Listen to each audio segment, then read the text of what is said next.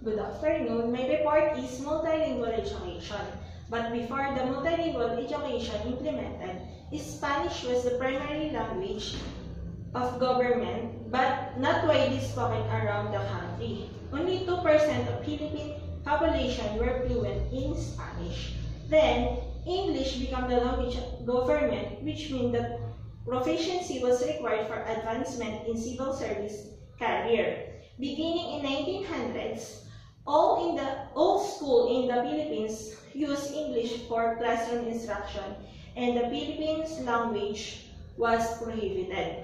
Then the 1935 Constitution mandated the adoption of national language, and in 1940, an executive order was issued requiring the teaching of Tagalog as a subject in all schools, regardless of native language. Since English is continued to be an official language of Philippines, it remains as a primary language of instruction. Then when Japanese invaded the Philippines in 1942, the Commander-in-Chief of Japanese Imperial Force prohibited the use of English. Kahit pinagbawal ng Japanese ang paggamit ng English in some government, business, and education, English was used, while English and Tagalog continued to be taught in schools. Japanese became a mandatory foreign language until 1945 when World War II ended. Then, the Philippine independence in 1946, English returned as the primary language of instruction with Tagalog taught as a separate subject.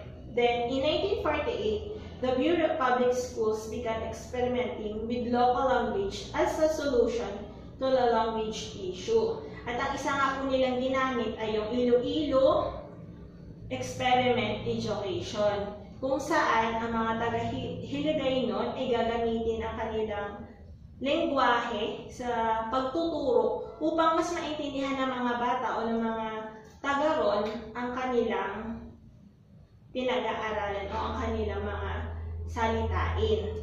Pero but the result suggested that the learning in the home language support future learning in English. At nakatulong nga daw po ito, mas natututo ang mga bata kapag nasimulan sila or nakapagsimula tayo sa sarili nating panalengguwahe na ginagamit. Kagaya ngayon, meron tayong subject na Filipino, meron din tayong MTB kung saan mas itinuturo ang lengguwahe kung nasaan kang lugar o relihiyon. Then in 1974, a new policy of bilingual education was adopted, which included the national language known as Filipino in English. Filipino was used to teach social study, works education, character education, music, health, and physical education, while English used to teach math, science, and technology. The policy allowed for the use of local vernacular language until grade 3. Implementation of this policy included 4-year transition period in 1974 to 1978 in order to allow the school in non-Tagalog areas time to train the teacher in Filipino and prepare the necessary teaching material for classroom. Then in 1987, the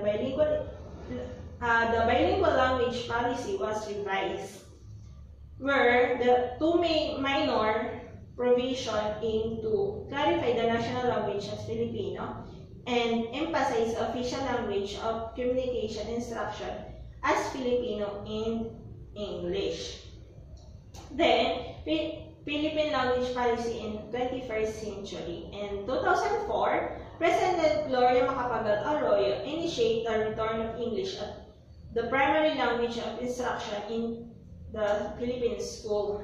Then in 2006, Representative Eduardo Villas proposed an English-only bill in Congress to make English the primary language of instruction in all Philippines classrooms. This bill was countered in 2008 when Representative Magtanggol Ginigundo produced a multilingual education bill that called for the use of local language in the Philippines. Classroom for grade 1 through to 6. For many years, the English-only and multilingual education bill were stalled due to divided Congress and administration.